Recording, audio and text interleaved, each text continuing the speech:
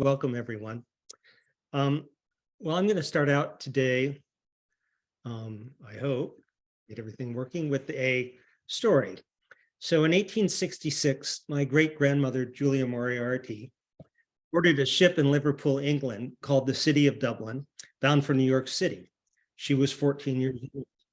Her ultimate destination was San Francisco, where her father had immigrated 4 years earlier, soon after her mother died.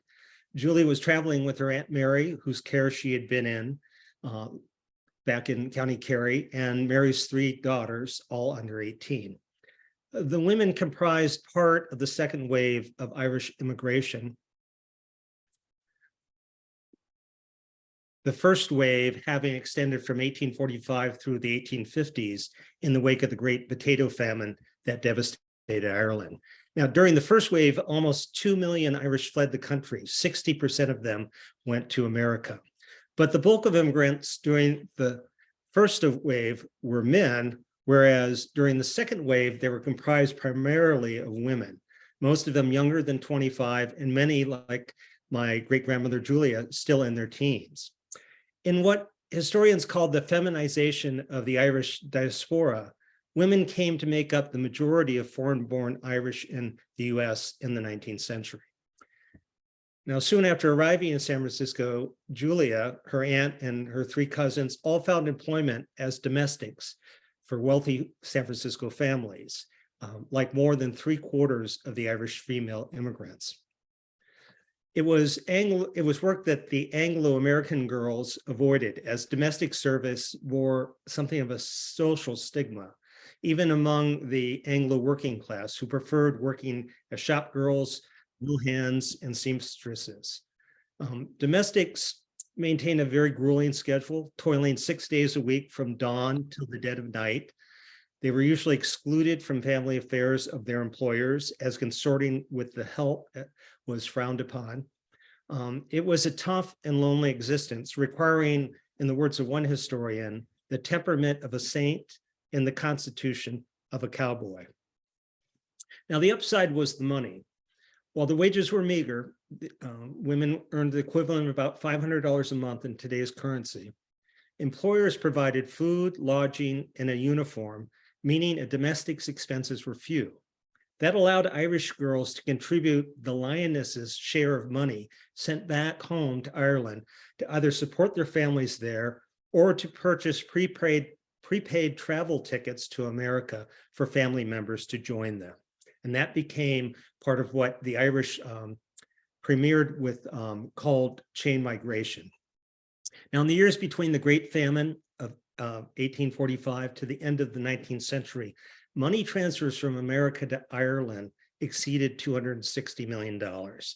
That's the equivalent in today's money of about $8 billion. And the majority of it came from single women.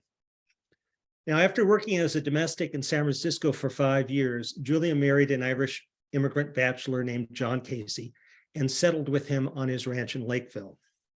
Casey had come to Lakeville with his brother and two sisters in 1863. Now, at the time, much of Sonoma Mountain, extending from Lakeville to Pengrove, was informally known as Little Ireland. Now, that's because so many of the Irish had settled there on the mountain. Now, some say it was because they knew to take advantage of the mountain's natural springs, and others claim they were excluded from the more desirable farmland settled largely by the Anglo-Americans in the flats. Now, over the next 15 years, Julia gave birth to 6 children. Soon after the birth of the 6th child, her husband, John Casey, died of a bad case of the measles. Julia sold the ranch and moved into Petaluma, where she found support from Irish women in the Catholic Ladies' Aid Society, an organization that she would later go on to become a long-serving officer of. With money from the farm, she built a house on Bassett Street in Petaluma and a spec house on the empty lot beside it, which she sold to an Irish painting contractor on Main Street named Charles Sheehy, and his wife Hannah and their 5 children. Sheehy had immigrated to Petaluma from the penal colonies in Australia after the British expelled him there from Ireland as a Fenian or a revolutionary. The story I grew up hearing is that he had stolen a horse, and later that was said to be a British horse. Now, Julia's youngest daughter, Mary Ellen, my grandmother, married the Sheehy's oldest son next door, Charles Jr., and moved with him into the Sheehy household. From that union, my father was born. He grew up in the Sheehy house, surrounded by an extended Irish clan, living in 5 houses on the block. Years later, I would grow up in the Casey house next door. Julia Casey died in that house at the age of 82 in 1934. And through hard work, persistence, and the support of the Irish community, she overcame poverty and adversity to ascend the social ladder and realize the American dream. It's a story that's not that uncommon for many of the immigrants to Petaluma in the 19th century. Now, for most ethnic groups in the 19th century, California was the end of the rainbow. Its gold may have been mined, but the state, still in early formation, offered the opportunity for a fresh start. And that was especially important to ethnic groups escaping political and economic upheaval, many of whom arrived in California with a sense of woundedness and imprisonment, some figuratively, others like the Blacks formerly enslaved in the South, or my great-grandfather, the Fenian revolutionary imprisoned in Australia, literally. Now, all shared a sense of hope and resilience, largely because of the promise of the melting pot in America. Now, that's best symbolized by the Statue of Liberty, the underlying assumption of the pot being that an integration of different ethnic groups would create a blended American culture, one that incorporated rather than expelled or erased the influences of those groups, making, as in alloyed metals, a stronger bond. Second, as I noted in my first episode, my approach this evening is what's commonly known as history from below, which emphasizes the lives of common people who create overwhelming waves of small events that carry leaders along with them. Now, some historians argue that that was the case with the American Revolution, a revolution that began on the ground level with the reaction to the British Stamp Act before George Washington stepped in to head it. Now, that's opposed to what's known as the great man theory of history, developed in the 19th century by the Scottish philosopher Thomas Carlyle. Carlyle's theory maintains that people in positions of power are granted characteristics at birth that ultimately make them heroes, in that they shape history as opposed to being shaped by it. Now, that makes their biographies very convenient story framing devices for historians. The problem is it sweeps under the carpet the histories of people who don't fit into the theory. Now, in the case of Petaluma history, as I mentioned before, great man theory is often applied to a group of early American capitalists known as the Petaluma's Big Five: John McNair, Harrison Meacham, Ezekiel Denman, Isaac Wickersham, and William Hill, 5 educated Anglo-Americans from the East Coast who arrived in Petaluma in the 1850s with money, making early investments in agriculture, land speculation, and banking that made them among the wealthiest men in the county. Well, in 1870, Petaluma's Big Five met their match in an Irish immigrant named Peter Donahue, who came to town to build a railroad. Petaluma at the time was flourishing as the main shipping port for Sonoma County, thanks to, in large part, to the California wheat boom. The boom was initially spurred in the mid-1850s by the Crimean War, which disrupted wheat exports from the Ukraine to Australia and New Zealand, forcing those countries to turn to California for wheat. Demand for California wheat further exploded during the Civil War, which disrupted wheat exports from the American Midwest to Europe. And California grain merchants like John McNair and his brother, George Washington McNair, began shipping wheat via San Francisco to Europe's distribution center in Liverpool, England. Now, millions of immigrants looking to escape political and economic turmoil in their home countries took advantage of the ships returning from Liverpool to gain cheap steerage to the US. A number didn't survive the squalid conditions below deck, and hence their nickname, coffin ships. The Irish, together with the Germans, dominated the immigration arrivals to the US in the 19th century. By 1870, foreign-born residents in Sonoma County made up more than a quarter of the population. A third of them were Irish, followed by the Chinese and the Germans, which were in sort of equal populations.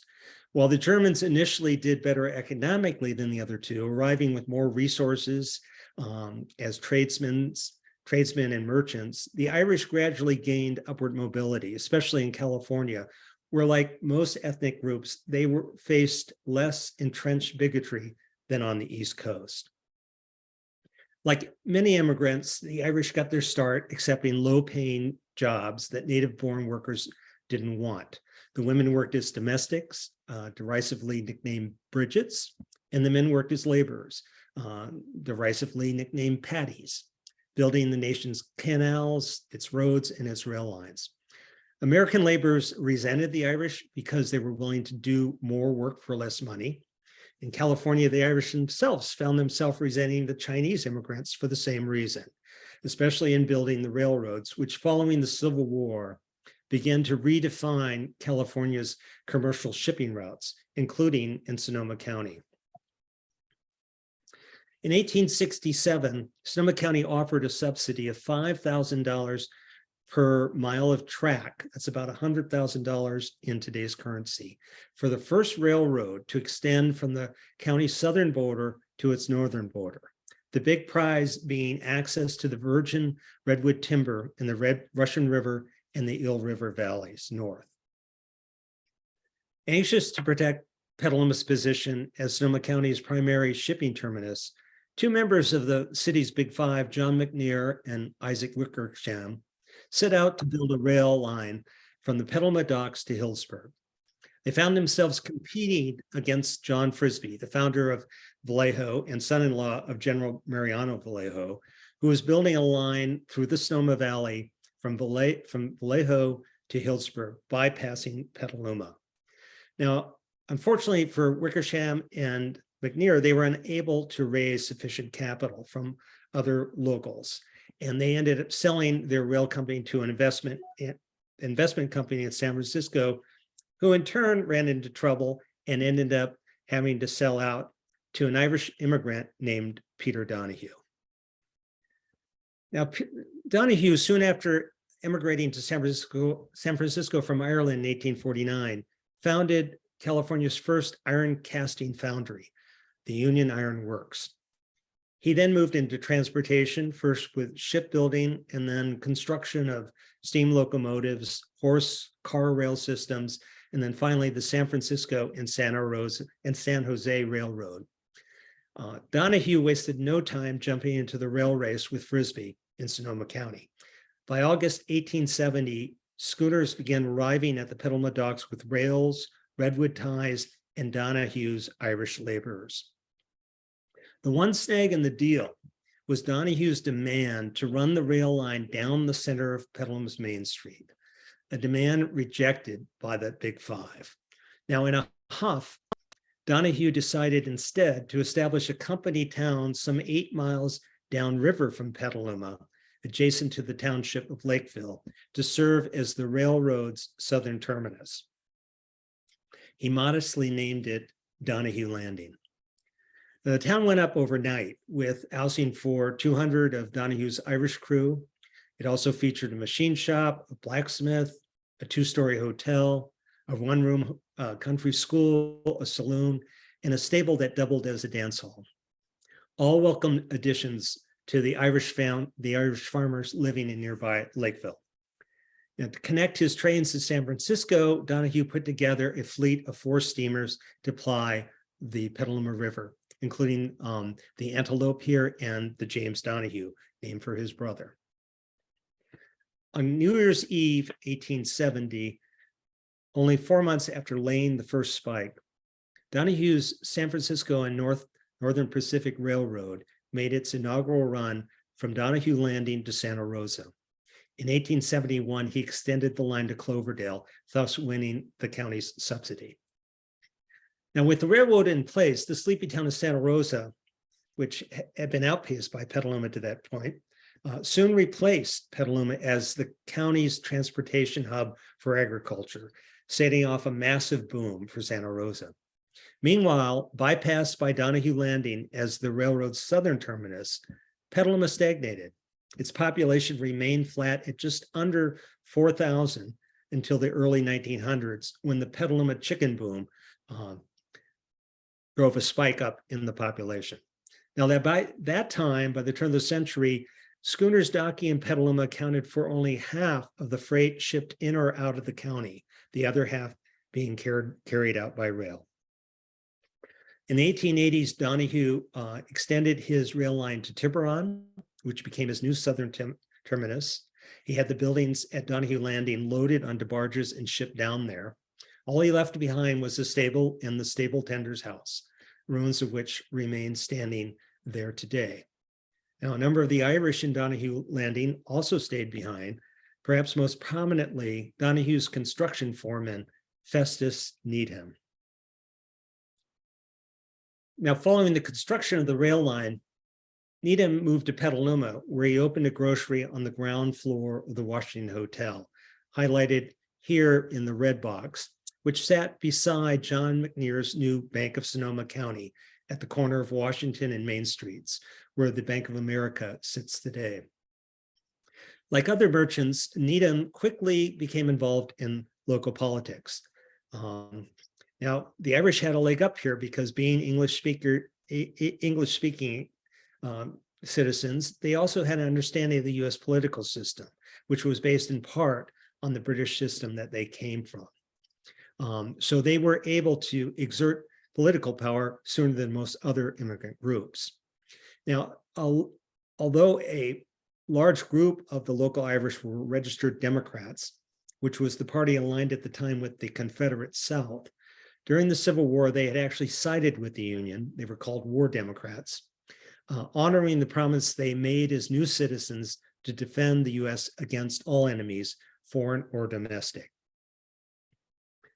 In Petaluma, that promise took form in the Emmett Rifles, an Irish militia of the California National Guard formed by John Kavanagh, a local Irish lumber dealer, and Tom Bayliss, one of the town's early merchants. In 1862, Kavanagh was elected Marshal of Petaluma, and in 1866, he was elected Justice of the Peace. Now, he was the only Irish immigrant Sonoma County's Democratic Party ever put on the ballot, aside from the Irish surveyor Jasper O'Farrell of Sebastopol, who was elected to the state Senate in 1858.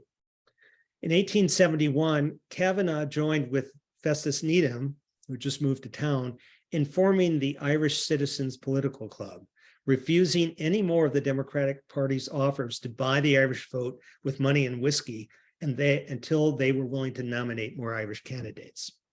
The club's efforts led to the election of two Irishmen to the Petaluma's Board of Trustees, which functioned as the city council at the time in their early 1870s. One of them was Kelly Teague, who was owner of the popular Brooklyn Hotel. After serving on the Board of Trustees, Teague was elected to the role of county coroner, a role he held for about 8 to 10 years, as the Irish began to exert more political power in the county. Teague had spent his first years in Petaluma as a blacksmith and undertaker before establishing the Brooklyn Hotel in 1868. It was first located where the Hotel Petaluma sits today, but in the early 1880s, Teague built a new Brooklyn Hotel on the corner of Washington and Keller Streets, and it was torn down in 1956 and replaced by the Corfu Medical Building, which still resides there today. Now, boasting the stiffest liquor and the longest bar in town, Teague's Hotel was the political and social headquarters of the local Irishmen. It was there Teague and Needham organized a branch of the Ancient Order of the Hibernians, an Irish benevolent society that provided social and economic aid to the newly arrived Irish immigrants, with Needham serving as the order's founding president. They also helped to form the St. Patrick's Benevolent Society, which celebrated Irish culture in the form of art, dance, and music, and organized St. Patrick's Day, a celebration of being Irish with a bit of defiance because of the lingering bigotry in the country against them. The celebration began with morning mass at St. Vincent's Catholic Church, founded in 1857 with largely an Irish parish. The church moved to a new building at the corner of Bassett and Howard Street in 1876 as the Irish congregation grew. That building was later replaced in 1928 with the church that currently stands on the block there, as more Catholic immigrants from Switzerland, Italy, and Portugal settled in Petaluma. Now, after Mass, the St. Patrick's celebration continued with a parade through town, followed by an afternoon of speeches, these being Irishmen, and the Irish music at the Petaluma Opera House on Kentucky Street, known today as the McClay Building. And in the evening, a banquet was held at Kelly Teague's Brooklyn Hotel, and then a ballroom dance was put on back at the Opera House. As with other California immigrant groups, the Irish had their own source of financing from the Hibernia Bank, founded in San Francisco in 1859. That allowed them to avoid borrowing from the Big Five, who controlled Petaluma's banks, offering loans at interest rates of between 12 and 20% in order to guarantee an annual 10% return to their local investors in Petaluma. In 1886, Festus Needham retired, selling his grocery to his youngest daughter, Maggie, and her husband, Denny Healy, who renamed it Healy's Grocery.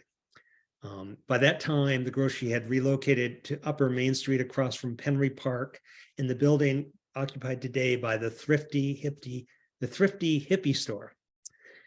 Maggie managed the books and the back office, while Denny, who had worked at Donahue's Landing as an interior decorator of rail cars, dealt with staff and customers. It was a common partnership for many merchant couples in town at the time. Both became very active in local affairs, Maggie serving as president of the Catholic Ladies Aid Society, the largest aid society in town, and Denny, like his father-in-law, becoming prominently involved in local politics, going on to serve on the Petaluma City Council for 2 terms.